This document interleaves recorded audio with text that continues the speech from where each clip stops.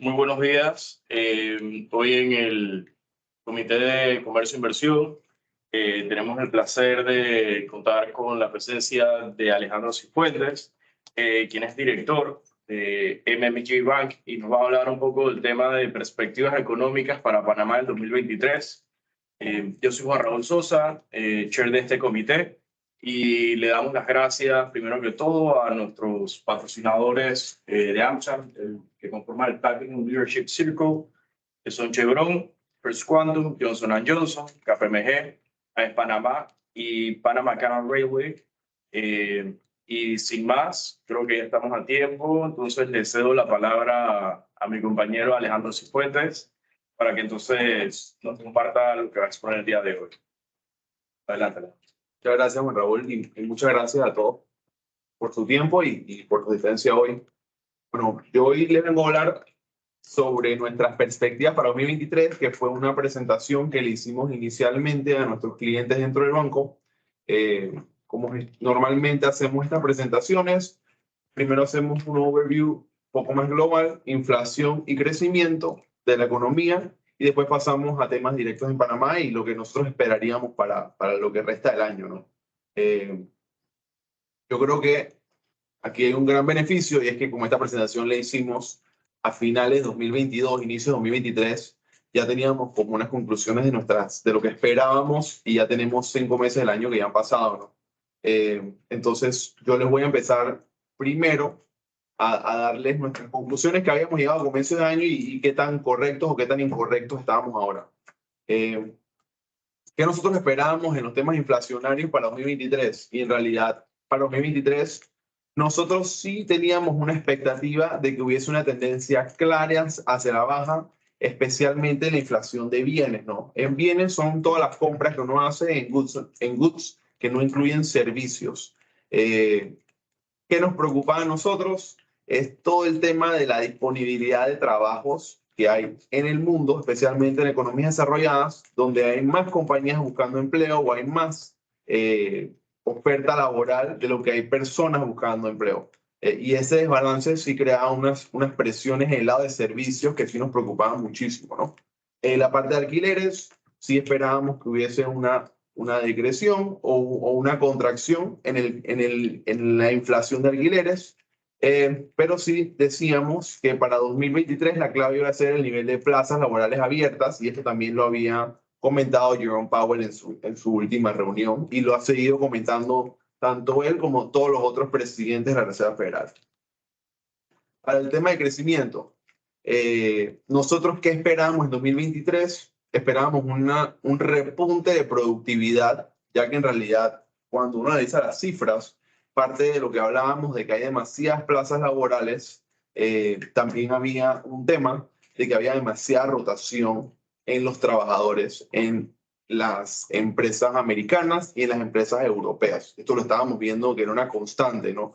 Yo creo que aquí se puede decir que hay como dos mundos, el mundo de mercado desarrollado y el mundo de mercado emergente, y después les voy a hacer un poquito más de énfasis en esto. Sí nos preocupaba muchísimo el pesimismo del lado corporativo que se ha mantenido, ya que en realidad esto en inglés le llaman self-fulfilling prophecy, que básicamente si tú esperas que las cosas salgan mal, te preparas para que todo salga mal, tomas acciones como si las cosas fueran a salir mal, y en realidad si todo el mundo hace lo mismo, las cosas salen mal, ¿no? Para Panamá, clave para nosotros era la generación de trabajos formales. Panamá tiene un problema de informalidad muy fuerte y un problema de productividad. Que todo esto está, vamos a decirlo, casado con el problema de endeudamiento que ahora tiene, o el problema de apalancamiento que tiene la economía panameña, especialmente del lado del sector público, pero también del sector privado. Y esto en realidad lo que hace es que frena un poco la inversión pública y crea un poquito de zozobra y hace un rezago en la generación de empleo. Entonces, esto eran como nuestras conclusiones en los 3 puntos más importantes. Sí les digo que ahorita vamos a ver cómo nos fue, ¿no?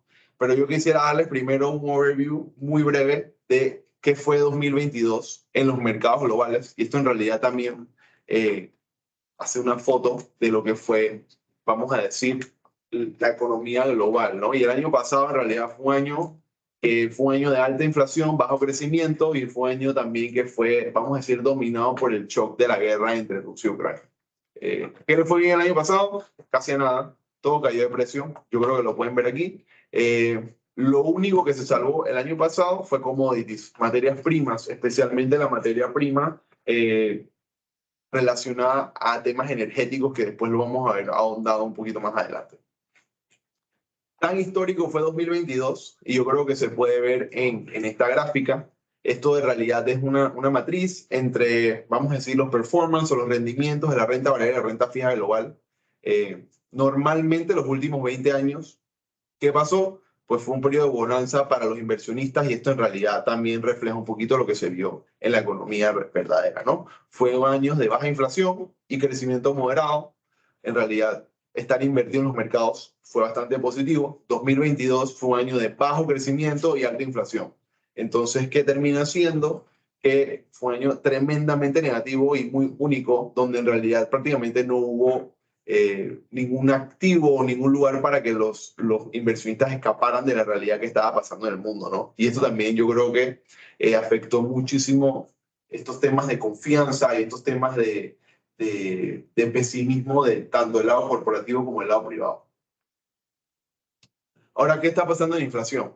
La tendencia en Estados Unidos es claramente hacia la baja, pero como pueden ver, hay una barra que es servicios y la parte de servicios se mantiene sticky. Y esto era nuestra preocupación inicial.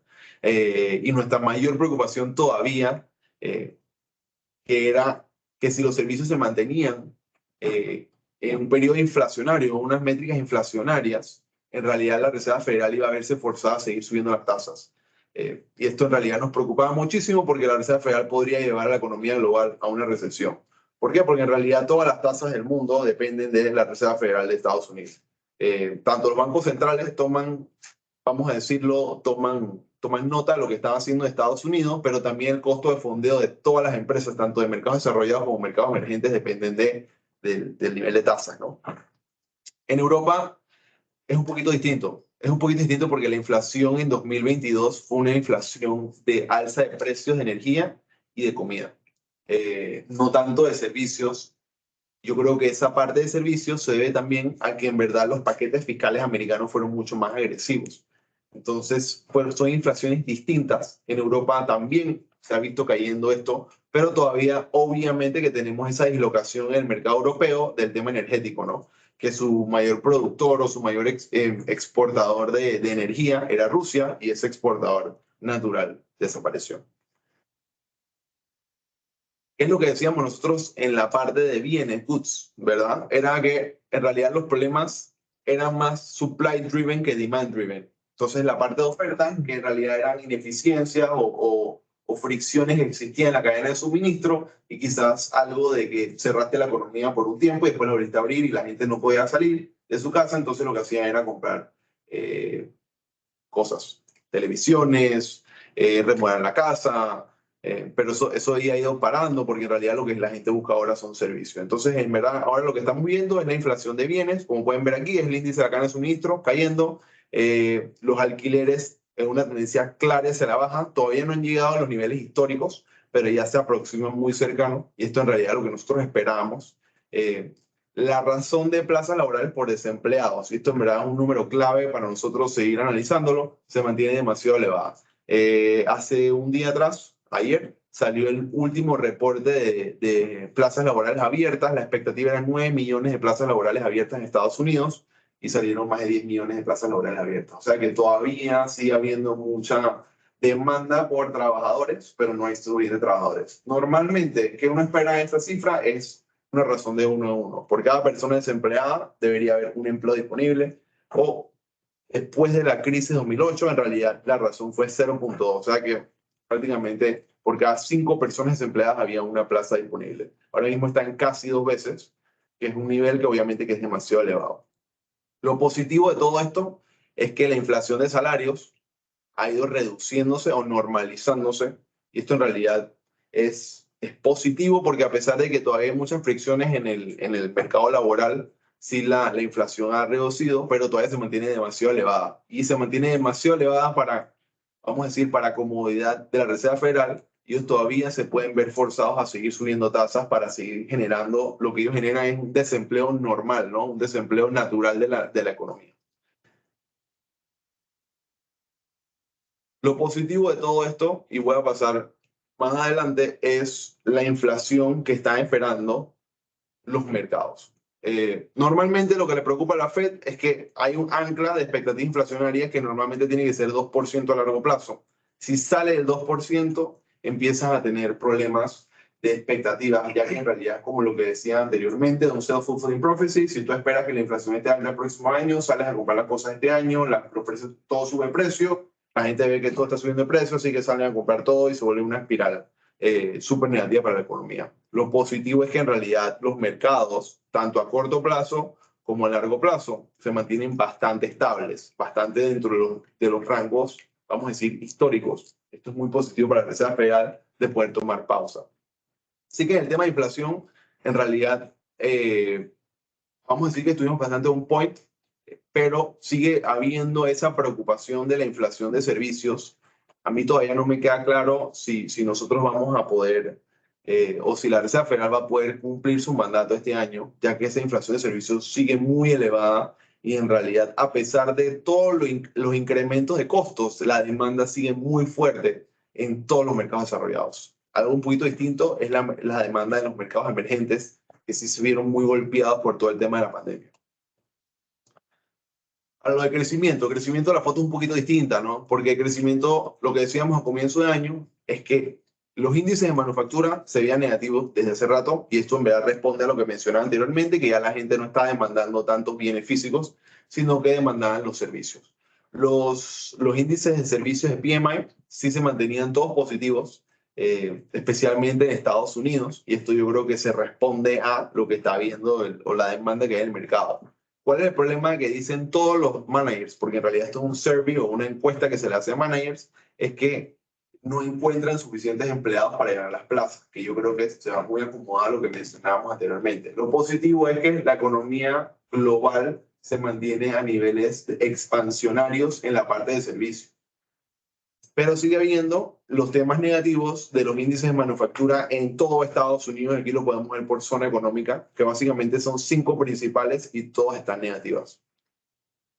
La clave para todo esto en 2023 va a ser en realidad el segmento de construcción en Estados Unidos, que eso en verdad va a tener repercusiones globales. A pesar de que hay muchas menos casas en construcción de nuevos hogares, se ha mantenido bastante estable. Eso es algo muy positivo, ya que esto es cerca de un quinto de la economía americana, vamos a decirlo de manera directa e indirecta.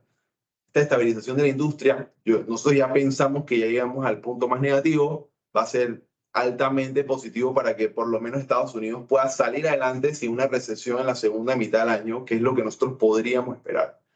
Las encuestas al consumidor siguen muy negativas, pero menos negativas que anteriormente. Yo creo que se responde un poquito a lo que mencionábamos. Ya le empieza a morder la inflación al consumidor americano, y también eso ha pasado en el consumidor europeo. Cuando vemos en realidad estas mismas encuestas en Europa son idénticas.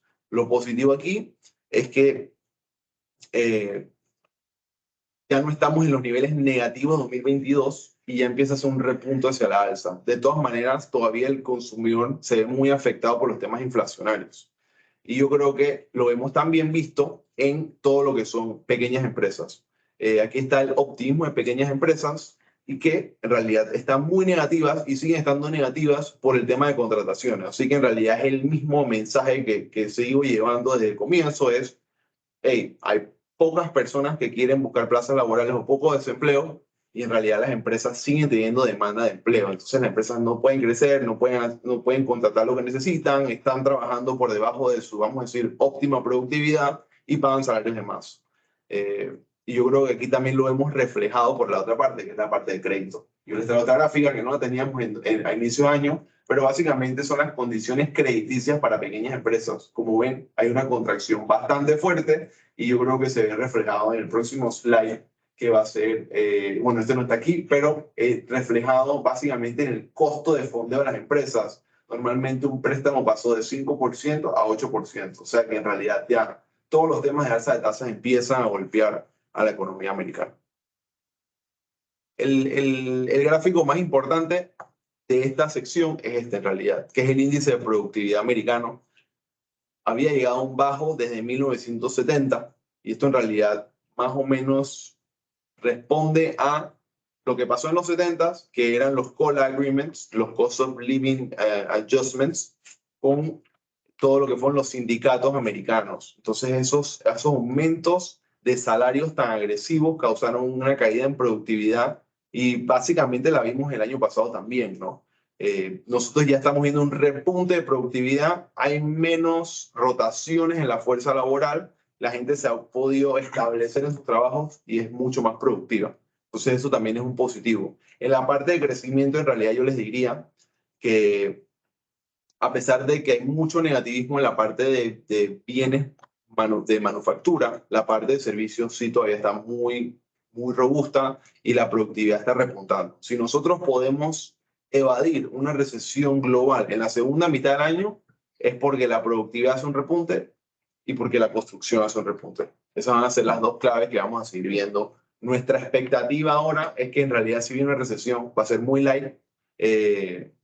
Por lo tanto, nosotros estamos un poquito más positivos en la economía, yo diría, que la persona o que el economista promedio. Ahora, ¿cómo todo esto afecta a la economía panameña? La economía panameña ha vuelto, vamos a decir, a tener sus ejes de crecimiento en los ejes de crecimiento anteriores. Aquí ya pueden ver la parte de construcción o la industria de construcción que empieza a hacer un repunte después de 2 años muy complicados y todo lo que ha sido logística y comercio, transporte, almacenamiento, comunicaciones y el comercio al por mayor. Entonces, en realidad empezamos a hacer un repunte en el crecimiento económico en 2022, muy interesante me parece a mí. Panamá en realidad lidera la región con el crecimiento del PIB, vamos a decirlo, en Latinoamérica. Las proyecciones también para 2023 y 2024 son más positivas que la región. Obviamente que Panamá tuvo una caída, una contracción económica mucho más negativa, pero sí, vamos a decirlo que a corto plazo parece ser que la economía panameña apunta a estar un poco mejor que otros pares de la región. Yo creo que también esto se debe a que nosotros hablamos con la gente de Bank of America hace unas semanas atrás, ellos nos vinieron a visitar, entonces ellos están súper positivos en Panamá. Y nosotros les preguntábamos por qué, ¿no? Y en realidad nos dicen, bueno, es que Panamá prácticamente es el país que está menos mal en la región, porque en la región lo que tienes es un red tide o un pink tide, ya tienes muchos, vamos a decir, gobiernos que han creado mucha inestabilidad política, eso ha, vamos a decir, repicado en temas económicos. Está Petro en Colombia, está Boric en Chile, está Lula en Brasil, está la inestabilidad en Ecuador, entonces Panamá se ve mucho mejor a valor relativo. Y yo creo que eso es algo que los inversionistas han visto. Después les traigo otra gráfica más, un poquito con más información al respecto.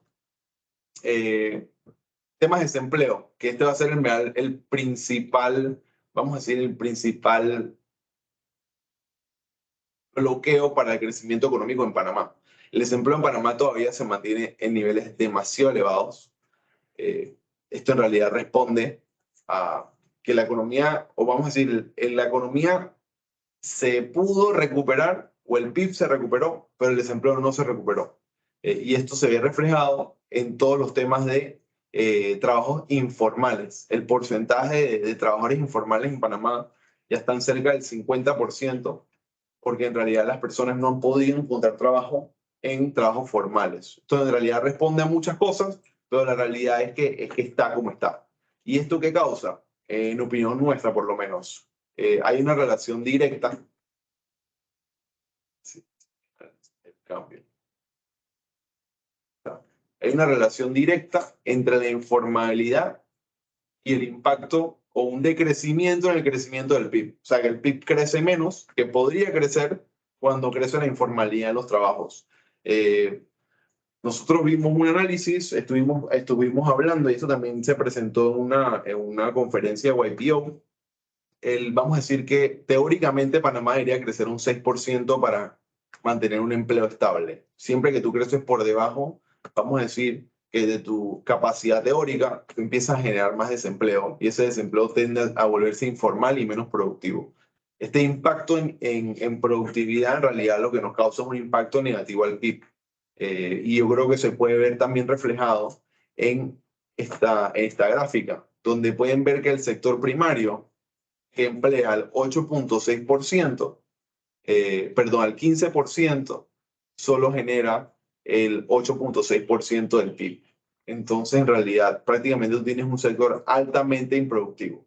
Y les puedo decir que de ese 15%, prácticamente todo es sector primario, vamos a decirlo, agricultura, ganadería, caza y pesca, que genera como 2% del PIB. Entonces, nuestro sector de agricultura, ganadería, caza y pesca prácticamente es un dragger o afecta negativamente al crecimiento posible de la economía panameña. Y esto sigue siendo algo que nos sigue afectando de manera negativa a nosotros como país, ¿no? Y yo creo que se ve reflejado muchísimo en la baja productividad que tenemos nosotros como en este sector primario.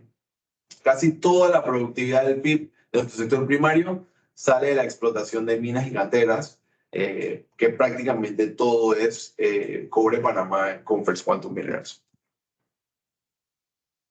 La población desocupada, la población desocupada también algo preocupante es que prácticamente el 50% de la población desocupada viene siendo personas jóvenes.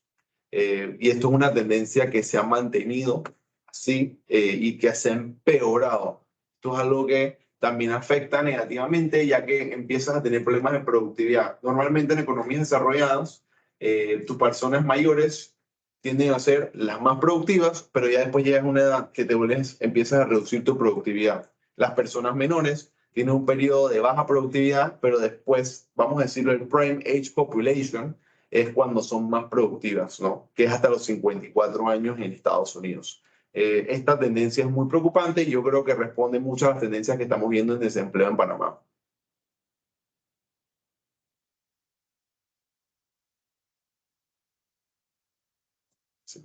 Ok. Lo más clave, inversión extranjera directa. En realidad Panamá se ha beneficiado muchísimo como país receptor de inversión extranjera directa. Ha tenido un impacto altísimo en el PIB, normalmente en doble dígitos, vamos a decirlo, entre 10 y 13%. Actualmente la inversión extranjera directa es cerca del 6% del PIB. Aquí hay varias cosas, ¿no? Lo primero son el tema de tasas. Una vez los mercados empiezan a ajustar y las tasas empiezan a subir a nivel global, los inversionistas empiezan a demandar diferentes tasas de retorno. Lo segundo es la inestabilidad de la región. En verdad, Panamá a nosotros nos ha afectado negativamente todos los problemas en la región y también hemos tenido problemas nosotros como país por todas las negociaciones que se han dado anteriormente. Esto por ejemplo, también nos lo comunicó Bank of America y estuvieron en una llamada con nosotros cuando estaban las negociaciones andando de Minera Panamá. Todo esto ha creado ha secado un poquito, vamos a decir así, la demanda por flujo de inversión en Panamá. Esto es una tendencia que en realidad es clave reversarla vamos a decirlo, a mediano y corto plazo para nosotros poder entonces volver a beneficiarnos como nos estábamos beneficiando anteriormente. Parte de la inversión extranjera directa también venía de Latinoamérica, con toda la inestabilidad que ha habido en las monedas latinoamericanas, o la apreciación del dólar, vamos a llamarlo. También Panamá se ha vuelto un país, vamos a decirlo, un poco más caro para el inversionista extranjero. Por último, los ingresos del Canal de Panamá. Los ingresos del Canal de Panamá mantienen la tendencia alcista. Eso es algo muy positivo, a pesar de toda la guerra comercial y vamos a decirlo, a pesar del nearshoring que ha habido últimamente, que Estados Unidos en realidad está moviendo mucha de su producción a México. Todavía mantenemos una tendencia alcista. También positivo es que las contribuciones del canal al Tesoro Nacional también se mantienen elevadas. Ahora, esto en realidad nosotros también lo vemos como una espada de Damocles, ¿no? Porque esto es un arma de doble filo, ya que vamos a decir, la operatividad o la operación del gobierno o del sector público no financiero empieza a depender cada vez más del Canal de Panamá, que ya llega prácticamente a 10%. Entonces, en realidad esto también lo ven otros o lo ve el sector público y yo creo que aquí es donde se empieza a discutir o que en su momento se discutió de posibles reformas tributarias, ¿no? Lo que les mencionaba, la deuda panameña todavía se mantiene en niveles de apalancamiento muy elevados. Nosotros en verdad empezamos en 2012 con un nivel de razón deuda PIB del 35% y ahora ya estamos prácticamente en el doble, ¿no? ¿Qué nos dice esto? En realidad la deuda es una función de crecimiento a futuro. Esto en verdad, así como se puede observar. Lo que les quiero decir con esto, a menor deuda tienes más capacidad de inversión, puedes invertir más y en teoría puedes mejorar la productividad de tu país y puedes reducir un poco el desempleo.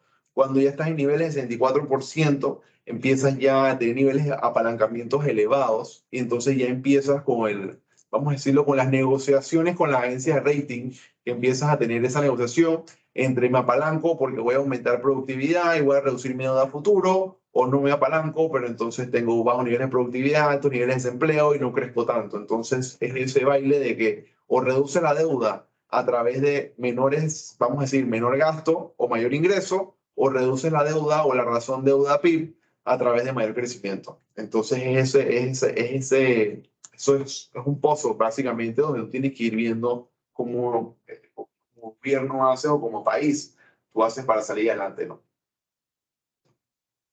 En mercados globales yo no les traigo mucha cosa porque sé que esto es más de economía, pero les traigo algunas cosas que afectan en realidad el apetito tanto de las corporaciones como del inversionista.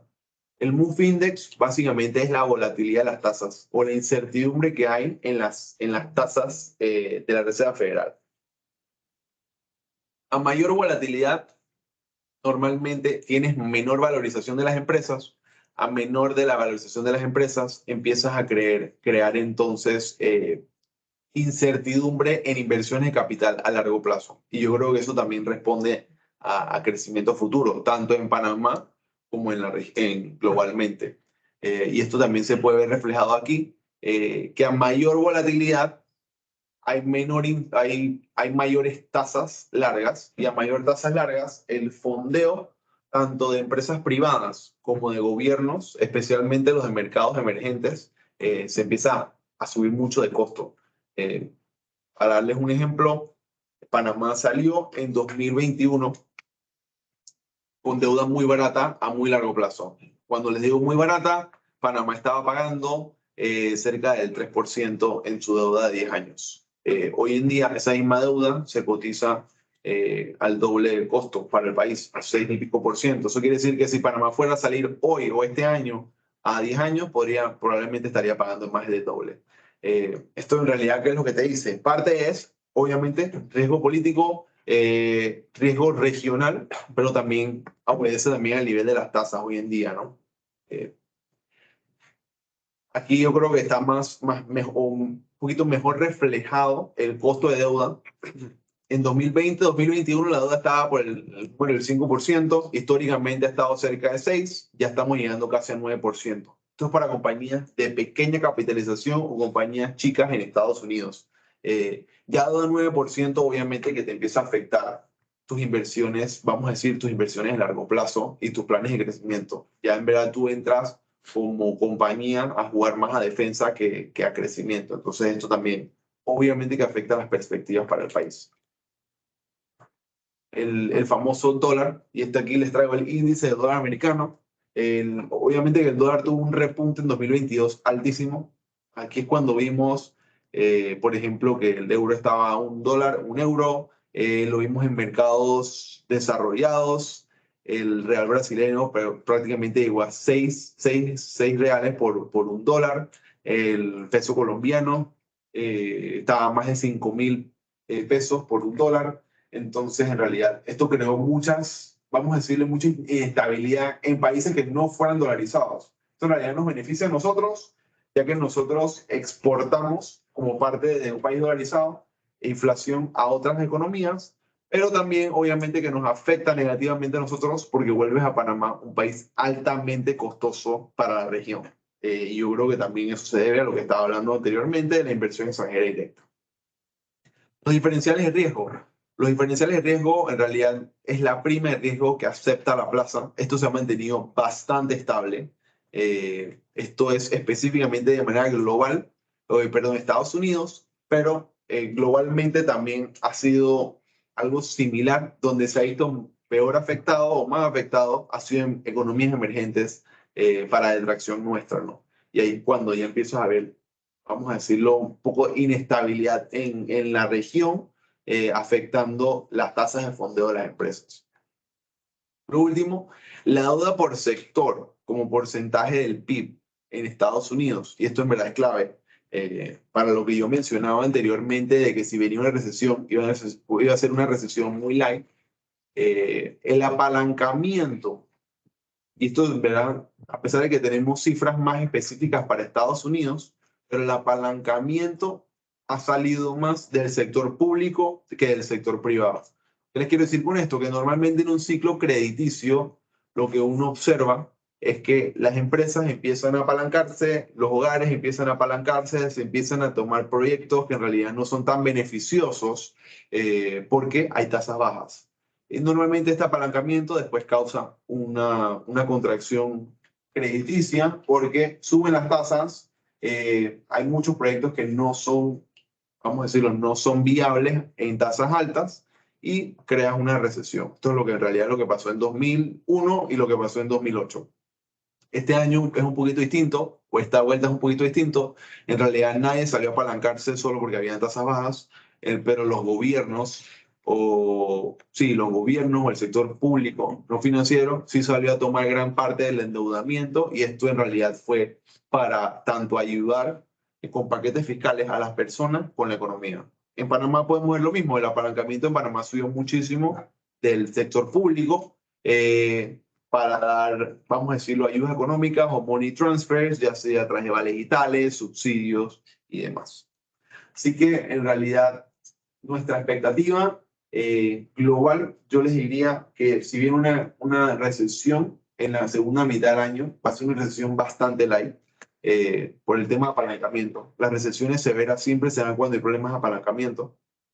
En la parte panameña, todavía tenemos bastantes, vamos a decirlo, bastantes hurdles o bastantes obstáculos por el tema de endeudamiento público que empieza a frenar un poquito la capacidad de crecimiento a corto y mediano plazo, ¿no? Ya que en realidad te empiezas a tener ya preocupaciones de rating downgrades, ya que en realidad las presiones están para un downgrade que para un posible upgrade. Y yo creo que eso unido a una posible recesión o alentamiento económico en la economía global, podría afectar negativamente a Panamá. Así que bueno, yo le doy las gracias a todos y estoy abierto para cualquier pregunta que tengan. Perfecto. Creo que con esto damos inicio a una ronda de preguntas y respuestas. Están conectados desde Teams. Creo que pueden abrir el micrófono o simplemente enviar sus preguntas por chat. Y con gusto acá las vamos a leer y Alejandro va a comentar al respecto. Puedo iniciar si quieren. Sí. Gracias por la invitación a esta charla bien informativa. Alejandro, igual, gracias por bastante información. Yo creo que la primera vez que te escuchamos fue en pandemia, el año 20, Sí. que había otra perspectiva muy distinta a la que escuchamos hoy en día, ¿no? Entonces, y no solamente global, sino también local, ¿no? Entonces, hay ciertos indicadores que se ven mucho mejor, sin embargo, también hay muchos challenges, muchos retos hacia adelante. Quería escuchar un poco cómo tú estás viendo una perspectiva técnica económica, quizás esa perspectiva hacia el siguiente año de Panamá.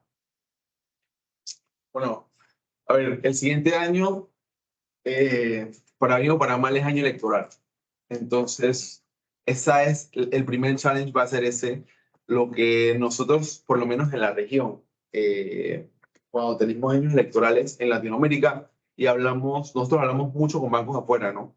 Que en verdad mucha de la plata que entra a Panamá son inversión extranjera directa y en verdad dependemos muchísimo de ese flujo de dinero.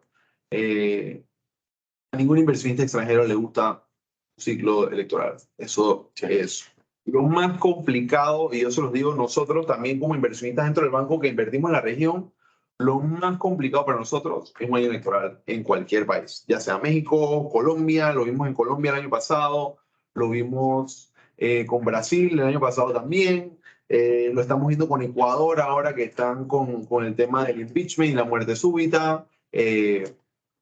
Así que eso complica muchísimo la capacidad de crecimiento para 2024, porque te crea un impasse, ¿no? Positivo, es año electoral. Entonces, obviamente que el gobierno tiende a abrir la cartera y a agilizar muchísimo los proyectos. Eso es algo positivo que se está viendo reflejado en opinión nuestra en, por ejemplo, los indicadores del IMAE, que básicamente son crecimiento a corto plazo, se han visto relanzados cuando los comparamos a los inicios de 2022. El mayor challenge de Panamá, en opinión nuestra, sigue siendo el endeudamiento. Es ese problema de que, ok, ¿cómo el gobierno hace o reduces gasto público?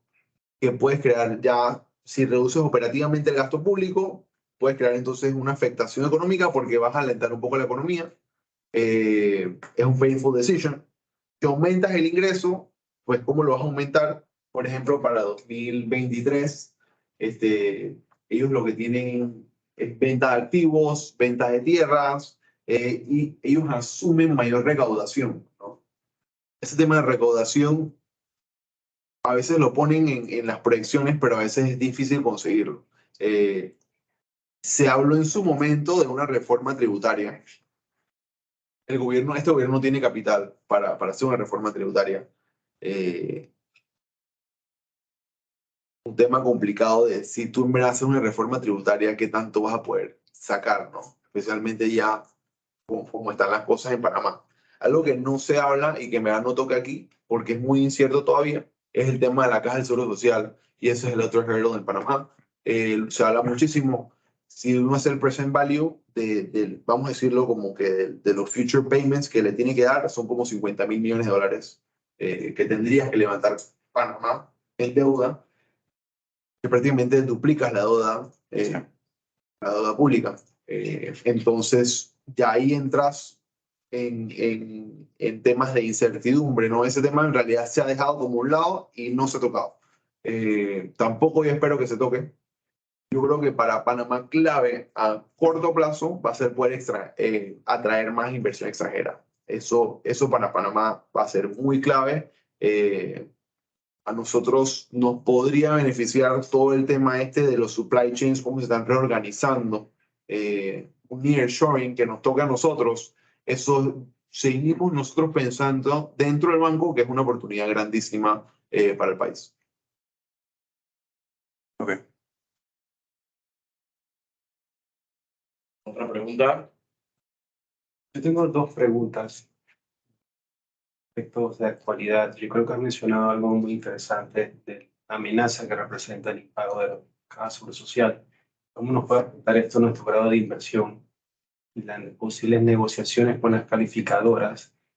Y dos, el tema del debt ceiling en Estados Unidos, o el impago del Tesoro de Estados Unidos es un aspecto que se trata como algo improbable, pero realmente es una amenaza. ¿Y cómo reaccionarían los mercados financieros ante esto? Vamos a empezar con la segunda pregunta, que está más fácil.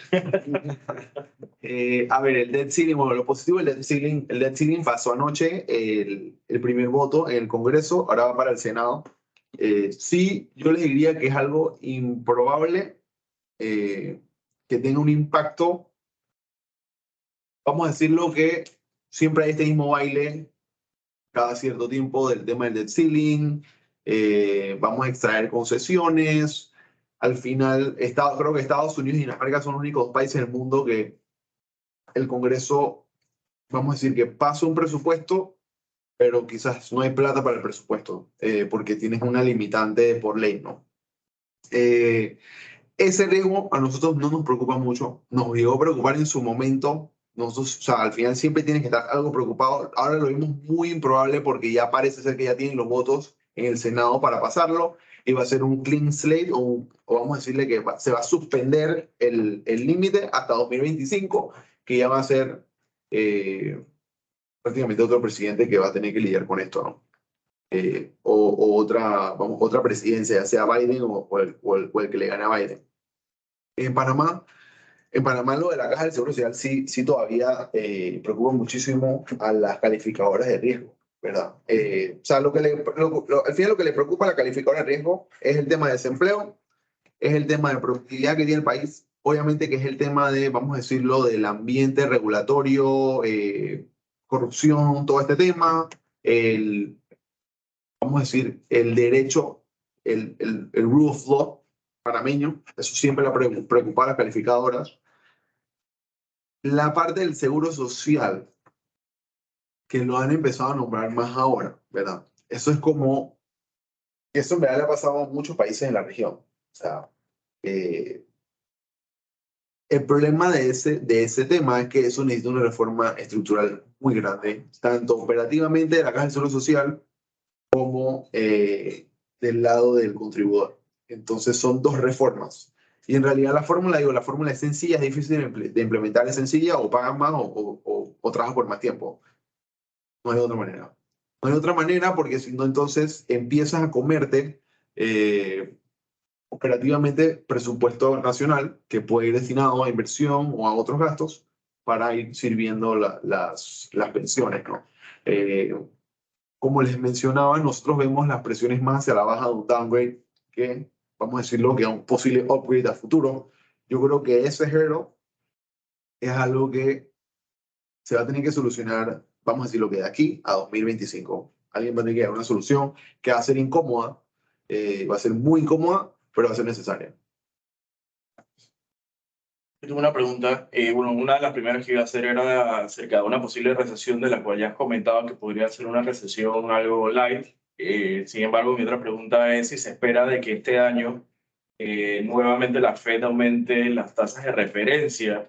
En caso de ser positivo, ¿hasta cuánto se pudiera esperar de que la Fed pueda aumentar las tasas de referencia? Y segundo, ¿cómo eso podría impactar a la economía panameña en este año? Sí.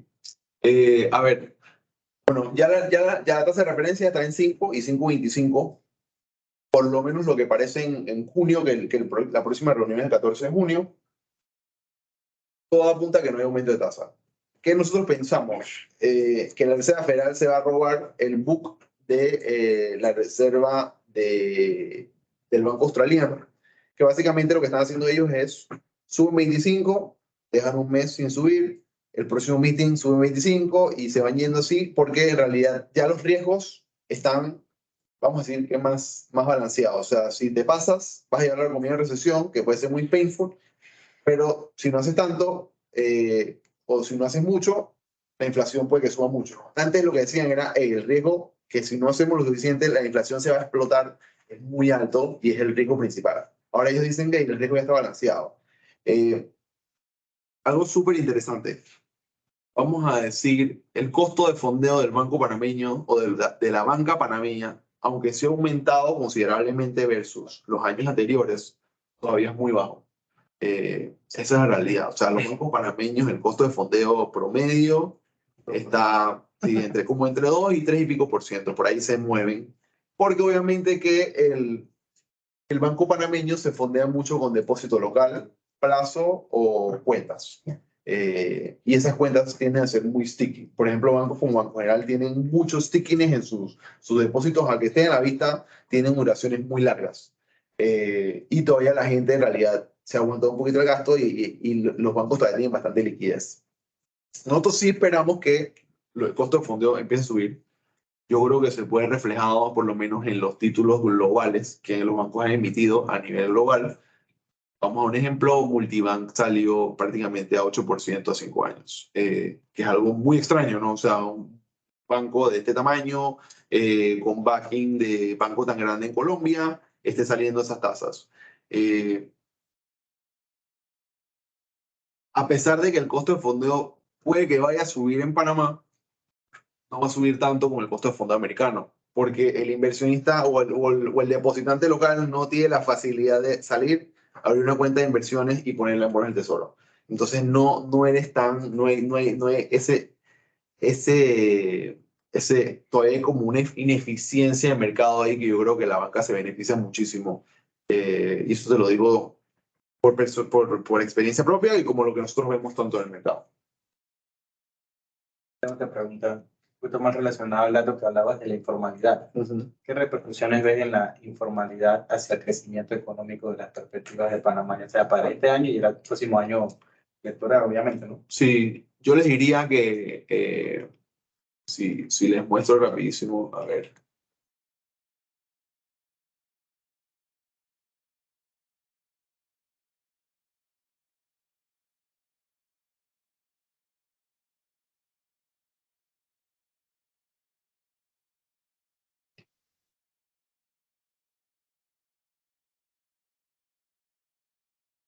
Eh,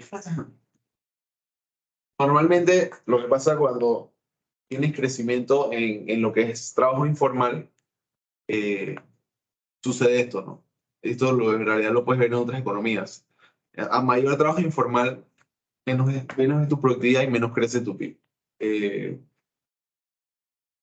Esto en verdad, hay un libro que estaba leyendo el otro día, se me olvidó el nombre del libro, pero es un libro de economistas panameños y se habla todo el tema de las regulaciones laborales en Panamá. Son muy pesadas, ¿no? Entonces las compañías piensan 3 veces antes de abrir una contratación porque te abres a un montón de liabilities a largo plazo. En realidad, aquí es donde empiezas a ver el overhang que carga la economía panameña, yo creo que hasta antes de pandemia, porque esto en realidad es una tendencia que ya venía desde la administración anterior, vamos a decir, que la informalidad iba en aumento desde 2012. Y yo creo que lo puedes ver ahí, que llega hasta 44% en 2019 y ahora ya prácticamente está en 50%. Obviamente en el 2020, como hubo bastante desempleo, la gente buscó trabajos informales para subsistir, ¿no? Esto es una tendencia que en realidad en economías desarrolladas no la ves.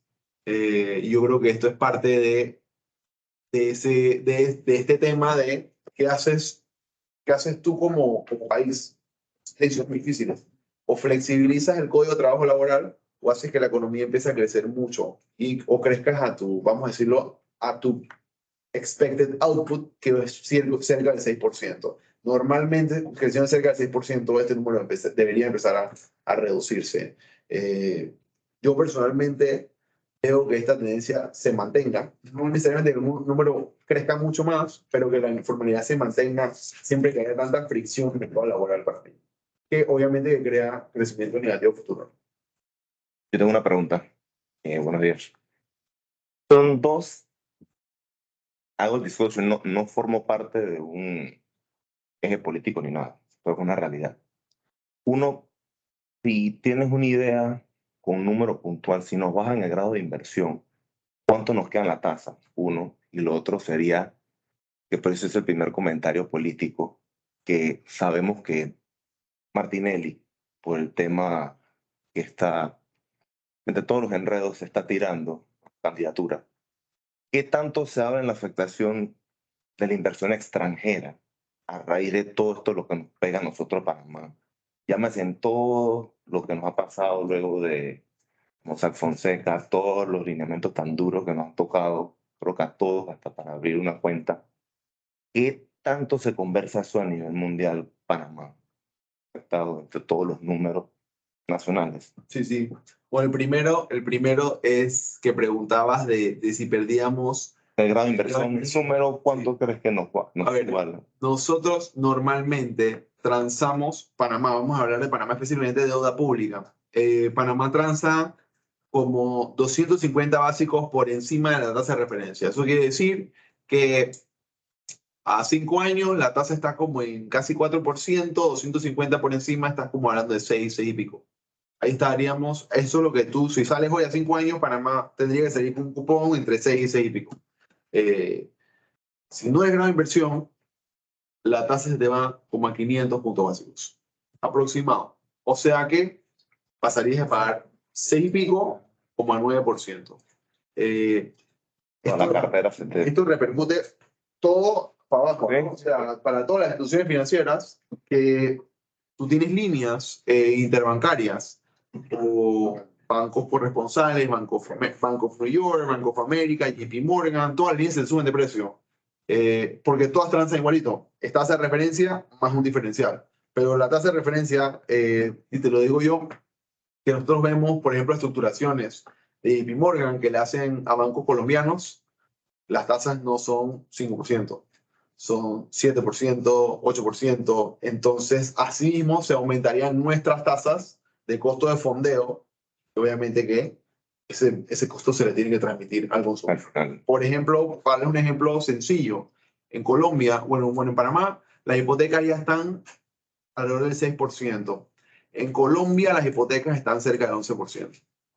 Entonces, más o menos ahí empiezas a ver al cambio de moneda peso. En pesos, no en pesos, sí. Entonces ya ahí más o menos se dan cuenta cuál es el costo de fondeo o cuál es el costo de sacar un crédito para un colombiano, ¿no? Para comprar una hipoteca.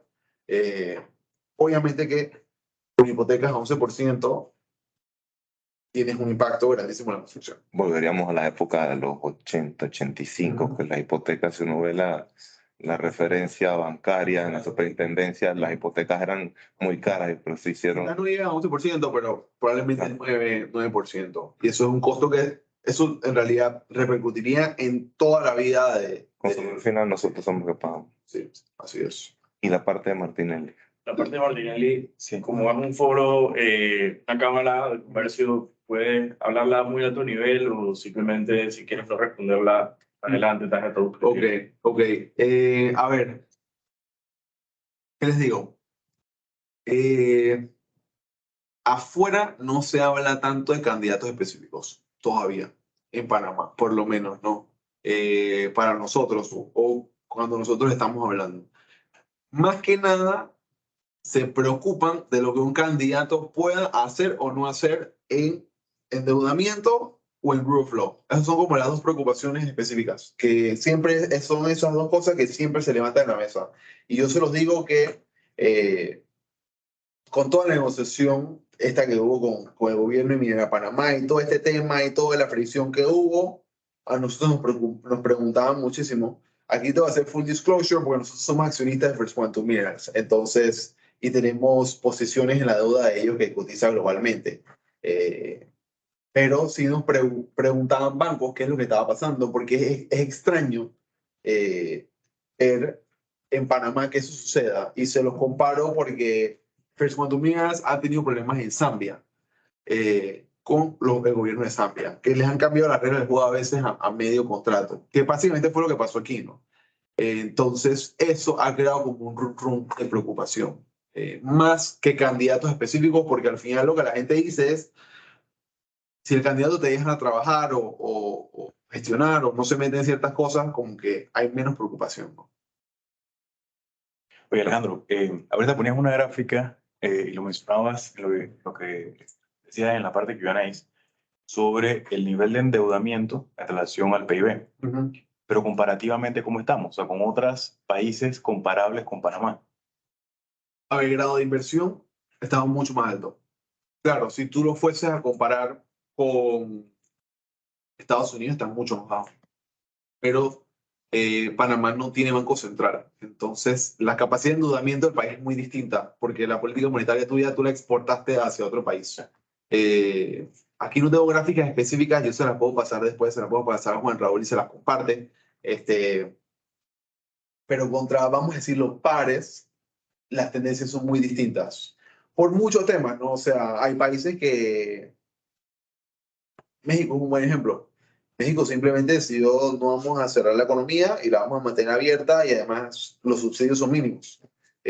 Aquí todavía estamos con el tema de los vales, del subsidio de la gasolina, todo esto parte de entitlements, lo que se llama entitlements o money transfers, todavía sigue pegando duro, ¿no?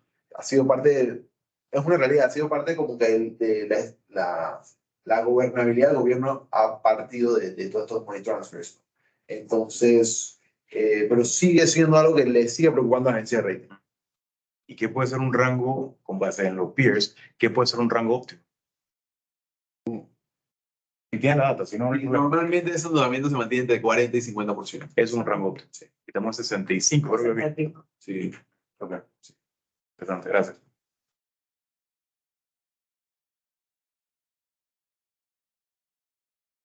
No hay ninguna pregunta en el chat. Si alguien en el chat desea aportar una pregunta. Bueno, creo que con esto podemos dar por terminada la reunión del día de hoy.